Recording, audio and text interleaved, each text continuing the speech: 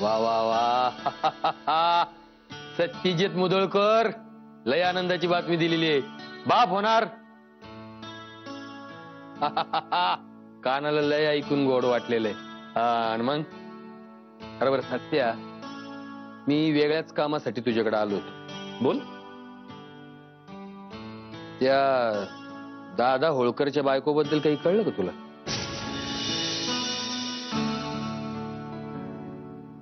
काय? अरे बाबा, मंजुषा होळकर ऍडमिट आहे हॉस्पिटल मध्ये. अरे दादानं तिला ढोरागत बडिवलं म्हण. अरे एवढी मारली तिला, 2 दिवस आयसीयूत होती ती. सगळ्यांना सांगतो पायरीवरनं पडली म्हणून, पण आतली खबर आहे त्यानंच मारली तिला. हा बरं ऐका सत्यजित मुदोळकर, परत एकदा सांग, त्या मंजुषा होळकर बद्दल पुढं काही करायचं असेल तर जरा 10 वेळा विचार करा. कळलं ना? नाही तर आपला व्हायचा खेळ आणि बाईचा जीव जायचा.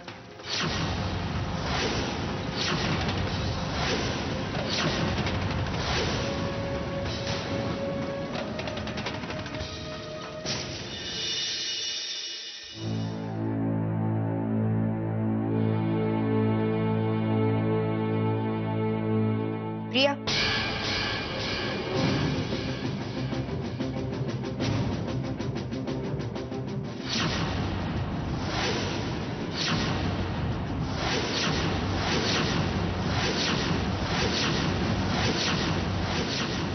बरं झालं भेटलीस.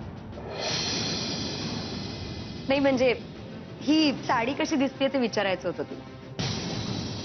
मी मंजिरी वहिनींबरोबर देवळात चालली आहे ना. आईंनीच सांगितलंय देवळात जाऊन देवीची ओटी भरून या म्हणून. कसं आहे ना, आमच्या म्हणजे मुधोळकरांच्या घराण्यात अशी प्रथा आहे की सुनेनी गोड बातमी दिली ना की ती जाऊन देवीची ओटी भरून येते. तुला माहितीये या प्रथेबद्दल काही?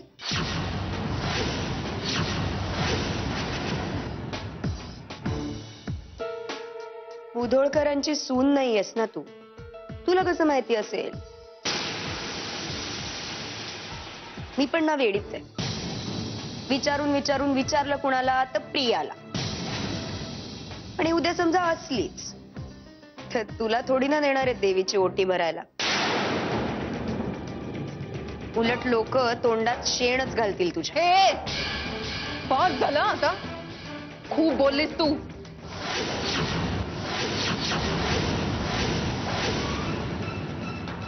स्वतःच्या घशाच्या शिरा ताणून स्वतःला त्रास करून घेऊ नकोस.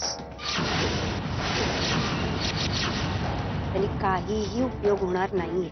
काल मी जे सांगितलं ते विसरलीस वाटतं. काल फक्त तुझा गळा धरला होता, तो मी दाबूही शकते एवढं लक्षात ठेव.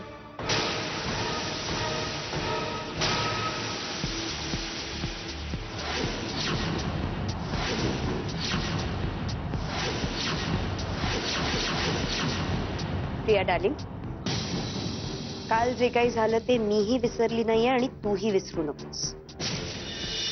एकदा चूक केलीस, परत नाही करायची.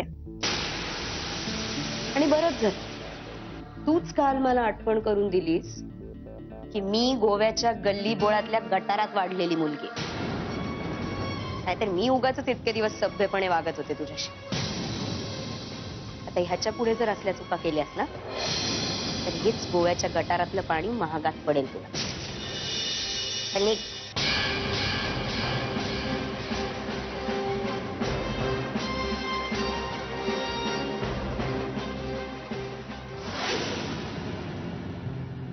शाले, काय झालं? अगं विचार करत होते, शेवटची तू माहेरला कधी गेलती ग? काय सासूबाई, मला कुठलं हो माहेर, ज्या घरामध्ये आई नाही. खरं आहे, आई ना पोर. लगीन होऊन मुदोळकरांच्या घरात आलीस आणि इथेच राहिलीस. खरं सांग, आई बनून मी तुला सांभाळले की नाही? हं? सांभाळले की नाही? सासूबाई, हे कधी नाकारलंय का मी? केवळ तुम्ही माझ्या बरोबर होता म्हणून त्या कठीण परिस्थितीतून जाण्याचं बळ मिळालं मला. माझ्या आईचा चेहरा सुद्धा आठवत नाहीये, पण आई म्हटलं की तुम्ही डोळ्यासमोर येता. होय ना व? मग तशीच आई विना पोर आहे आपली मंजिरी.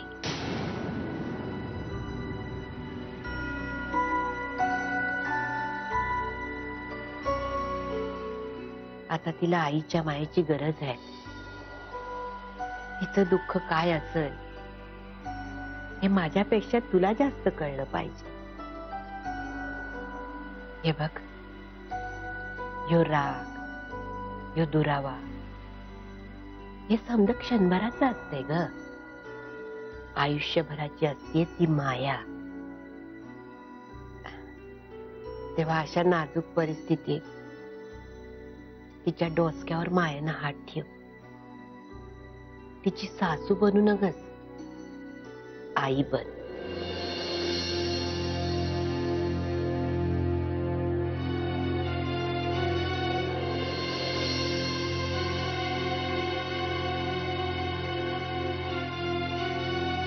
मंजिरीला मी या घरामध्ये माझी मुलगी म्हणूनच आणलं होतं सासूबाई. अगदी पोटच्या गोळ्यासारखी माया केली तिच्यावर. पण तिच्याच काही चुकांमुळे, चुका कसल्या, पापच ती. तिची एवढी पाप सहन करून सुद्धा मी तिला या घरामध्ये राहू दिलंय. यापेक्षा आणखीन काय करायला हवं होतं मी? शाले,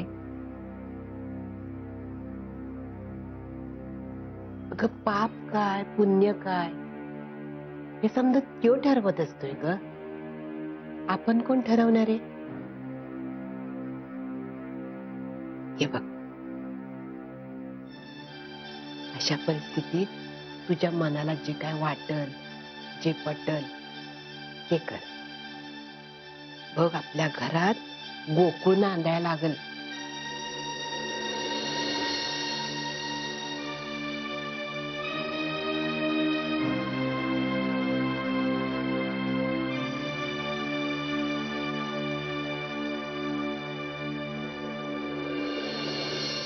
मला तुझ्याशी एक महत्वाच्या विषयावर बोलायचं.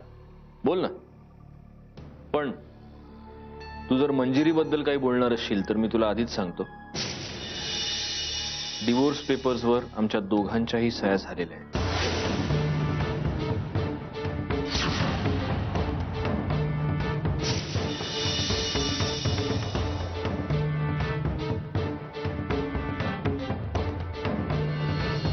पण सत्यजित, परिस्थिती आता बदलली आहे, तेव्हा या गोष्टीचा नव्याने विचार करायला नको का?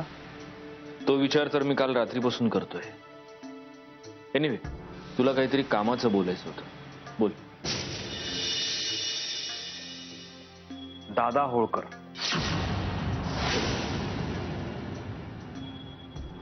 त्याचं काय? त्याच्यासोबत काय डील झालाय? डील नाही, हिशोब चुकता करायचा आहे आणि तुम्ही करणारच आहे, एक ना एक दिवस. मग याचं कसं आणि काय करायचं ठरवलंयस तू? बघू. सत्यजित, तू सगळं ठरवलंयस एवढं तरी मी ओळखून आहेच, पण आता काहीच झालं नाहीये असं तरी किमान म्हणू नकोस.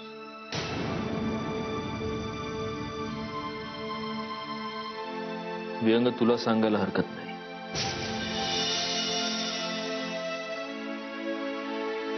मंजिरीला जेव्हा अरेस्ट झाली होती तेव्हा माझ्या समोरचे सगळे मार्ग बंद झाले होते आणि तेव्हा मी दादाकडे गेलो होतो.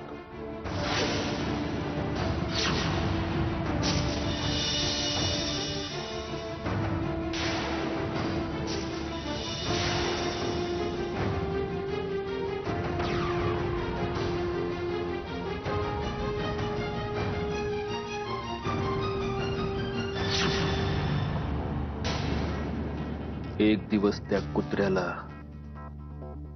गुडघ्यावर बसून माझ्या समोर जमीन चाटायला लावेन मी.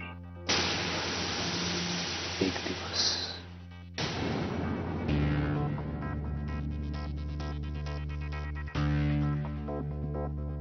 काळजी करू नकोस. डोंट वरी.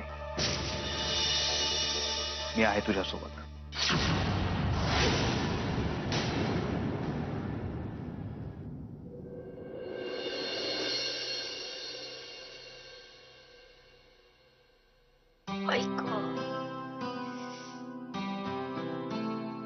अगं काकू होणार आहेस तू. बसलीयस काय नेत्रा. मी काका होणार आहे. गौरांग काका. अगं मी इतका खुश आहे, इतका खुश आहे. काय काय होतंय? काकाच होणार आहेस ना, बाबा नाही ना होणार आहेस? हा, अर्शवाई होईल अशानी. अगं झाला तर होऊ दे. नेत्रा तुला माहितीये की या आधी या घरात सर्वात लहान मी होतो आणि आणि आता माझ्याहूनही कोणीतरी लहान येणार आहे. I am so happy. I mean मी तुला सांगूच शकत नाही. मी काय बोलू. काय चाललंय? काय होतंय तुला? आणि काय नेत्रा, तसं मला बाबा व्हायलाही आवडेल. तू मनावर घे, मग काय मी आहेच. बाबा व्हायचंय तुला? मग तुझं तू मनावर घे आणि तुझा तू हो. आधी हा एक विद्वान सांभाळतीये मी. माझ्या अजून डोक्याला उपद्रव नाही वाढवून घे. नाही नाही नाही नेत्रा, प्लीज यार प्लीज. मगाशी आजी काय बोलली तुझ्या लक्षात नाही आलं का? हा नेत्रा, नेत्रा मला आहे ना लहान मुलं खूप आवडतात. असे छोटे छोटे हात पाय, त्याचे गोबरे गोबरे गाल, बोबडे बोबडे बोल. नेत्रा, एक सेकंड, काय चाललंय? हा, हे सगळं काही इतकं सोपं वाटतंय का तुला? अरे बाबा होणं म्हणजे हे फक्त सगळं क्यूट क्यूट नसतं. रात्रंदिवस जागायला लागतं. त्यांची शू शी कोण करणार आहे सगळं? ऑफकोर्स तू. No thanks.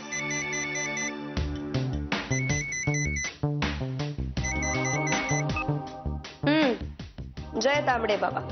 तुम मुझे यूं भुला न पाओगे. ताई, तुम्ही आम्हाला विसरला तर नाही? हा, अहो तुम्ही आम्हाला विसरल्यावर आम्ही काय करायचं सांगा. कसं जगायचं? अहो आम्हाला वाटलं ताई दादाला विसरली की काय. पण हा प्रश्न नुसता आम्हालाच नाही, तांबडे बाबाला सुद्धा पडला. ताई दादाला विसरली की काय. हा, झालं त्या दिवशी आम्ही तुम्हाला थोडस प्रेमाने रागवलो. तुम्हाला काय त्याचा राग आला का काय? नाही, तसं काही नाही दादा. काय ना, तसंच असावं. राग आला तर आला, विसरून जायचं. काय लेटेस्ट खबर बातमी काय तुमच्या मुदोळकरांनी सांगितलंय ना आम्हाला, तारीख वार हे लक्षात ठेवा म्हणून. काय खबर? दादा, तुम्हीच रागवलात बहुधा आमच्यावर. कारण आजकाल तुम्हीच बोलावणं पाठवत नाही. स्वतः सत्यजित मुधोळकर तुमचे पार्टनर झालेत म्हणल्यावर तुम्हाला आमची काय गरज, नाही का? माफी माफी माफी ताई, माफी. या फोनवरून जाहीर माफी. अहो ताई, या गोष्टीचं दुःख मलाच नाही, तांबडे बाबांना सुद्धा झाले. काय सांगू तुम्हाला, त्यांनी आमचा कान कटकन पकडला. आता हलवला. दादा, अरे दादा काय करतोस तू हे? धरला. दादा, ताईला विसरून कसं चालेल? आपली ताई आहे ती, तू दादा आहे तिचा. आता झालं ना, सोडून दिला. माफी ताई, माफी. पण सांगा लेटेस्ट काय खबर? हा, ब्रेकिंग न्यूज, वार्तांकन काय नवीन? अशा बऱ्याच गोष्टी घडतायत इथे. लेटेस्ट सांगायचं झालं तर जब कभी भी सुनोगे गीत मेरे ताई, संग संग तुम भी गुनगुना ताईयोगे. काय सांगणार होतीस? मंजिरी वहिनी प्रेग्नेंट आहे ते? हा, मग नेत्रा, तू ही गोष्ट दादा होळकरला सांगणार नाही, कळलं? हे बघ गौरांग, ये गाप. पहिली गोष्ट, सत्यजित दादाने ही बातमी बाहेर कोणालाही सांगायची परवानगी दिलेली नाही. आणि जरी त्याने ती परवानगी दिली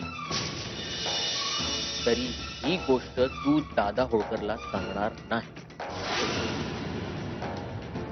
तुझं आणि दादा होळकरचं जे काही असेल ते असू दे, पण तुमच्या या घाणेरड्या खेळांमध्ये बाळाला आणायची काही गरज नाही.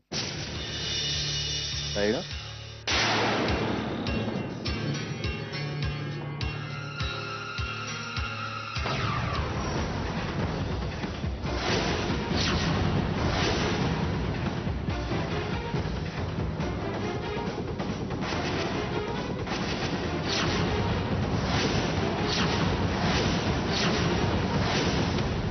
आणि जर का मी सांगून सुद्धा तू शहाणपणा करायचा प्रयत्न केलास हं?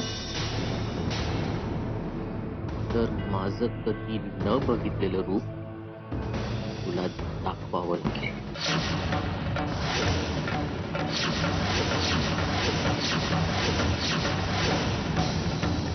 Got it?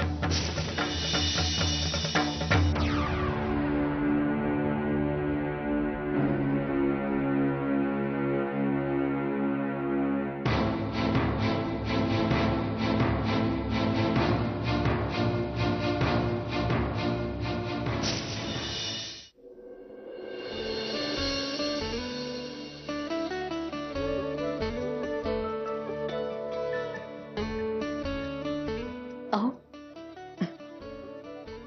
काय? प्रसाद आहे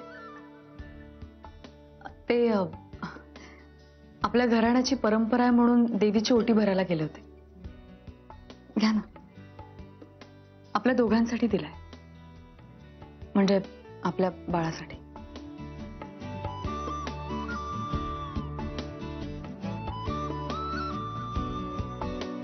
तुम्हाला भूक लागली असेल ना, मी वाढते लगेच. बस अहो बस. आजपासून ही सगळी कामं तू करायची नाहीस, कळलं? कामं करताना भरभर चालायचं, कुठेतरी वाकायचं, कुठेतरी वळायचं अजिबात चालणार नाही. आजपासून तू फक्त आराम करायचा, कळतंय?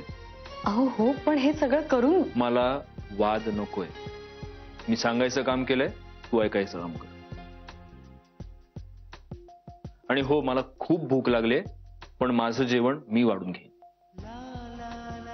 आराम कर. ऐ, ठेवतो. ठेव. मी आलो की मी ठेवेन.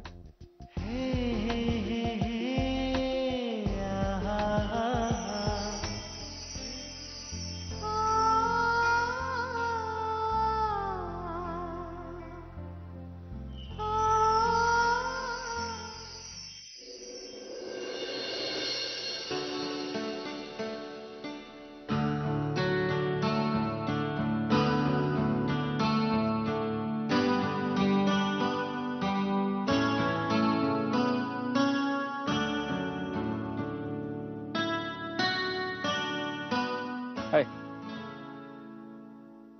काय झालं?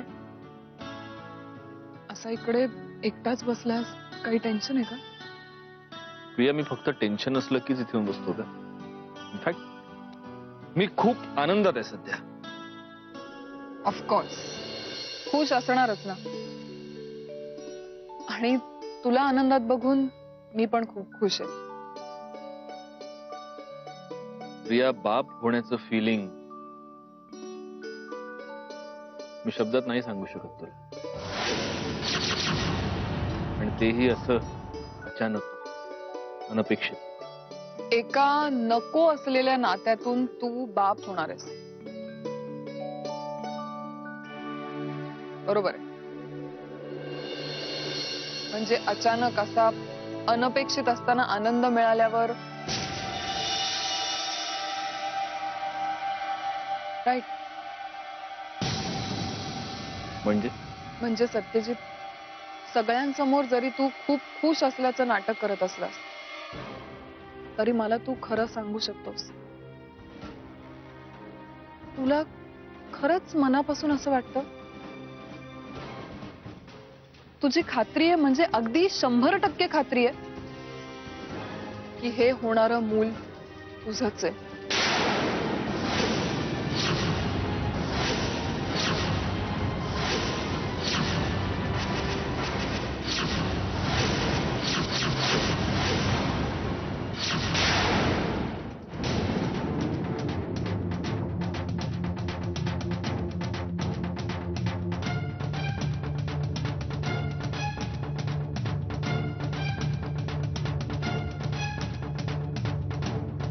पडलास ना विचारात?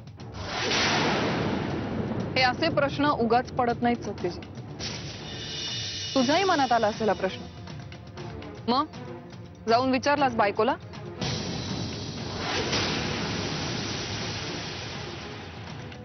हे बघ, लग्नानंतर सुद्धा ती मुलगी आशिषला भेटत होती, ही गोष्ट तू नाकारू शकत नाहीस. मग मला हा असा प्रश्न पडणं चुकीचं नाहीये.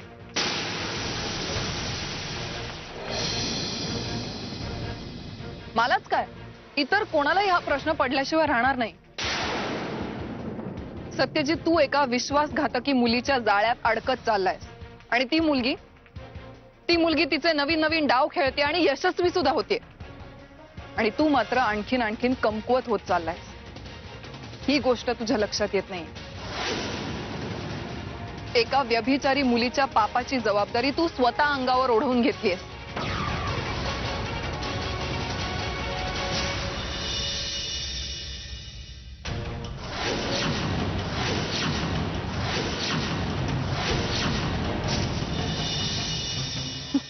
आणि त्यात तुला आनंदही होतोय.